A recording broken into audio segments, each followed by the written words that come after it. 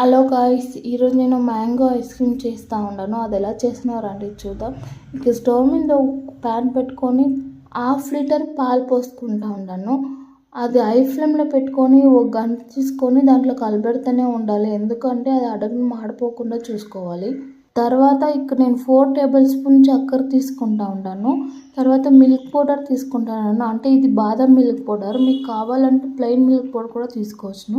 అలానే ఇక్కడ నేను 1/2 టీ స్పూన్ కార్న్ఫ్లోర్ కూడా వేసుకుంటాను. వేసుకొని బాగా మిక్స్ చేసుకొని అది చల్లారేదానికి సైడ్లో పెట్టుకోవాలి. ఇక్కడ 3 మామిడికాయలు తీసుకొని మిక్సీ చేసుకుంటా ఉన్నాను. తర్వాత ఇక్కడ చల్లారిండేది పాలు ఎత్తుకొని 2 మిక్సీ చేసుకొని ఫ్రిడ్జ్లో ఒక 6 అవర్లు లేకపోతే 8 అవర్స్ పెడితే సరిపోతుంది. ఐస్ క్రీమ్ రెడీ అయిపోతుంది.